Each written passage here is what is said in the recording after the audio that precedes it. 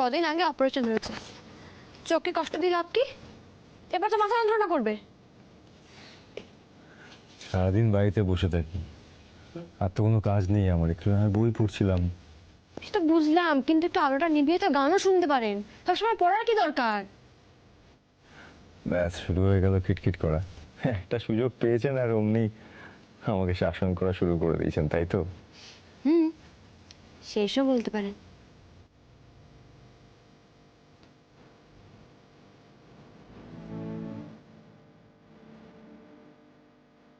মানে কাল থেকে তো আমি আর এই বাড়িতে থাকবো না, তাই। কেন? উমা, কেন মানে? আমি বাড়ি যাবো না?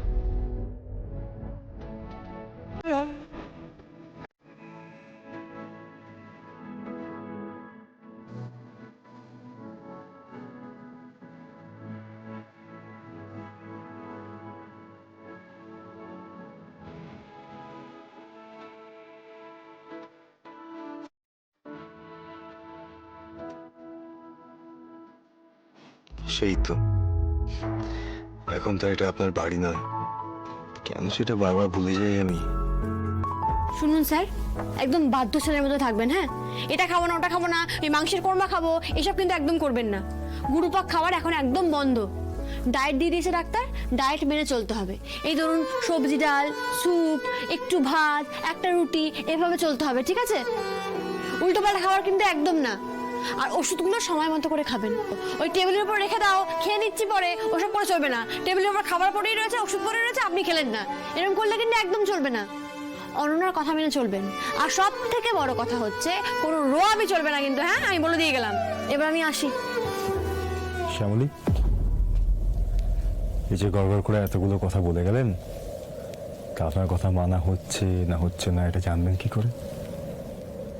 বারে, আমি কি অনন্যার সঙ্গে যোগাযোগ রাখবো না বলে মনে হচ্ছে আপনার?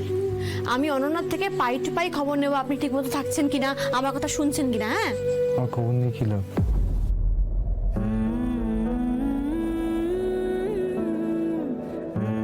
উত্তর নেই তো আপনার কাছে, কিন্তু আমার কাছে কিন্তু অনেকগুলো প্রশ্ন আছে। এত কথা কেন বলছেন বলুন তো? আপনি একটু রেস্ট নিন না, রেস্ট নিন, আমি এখন যাই। কেন তো কষ্ট করলেন আমার জন্য? तुझसे मेरा जीना मरना जानते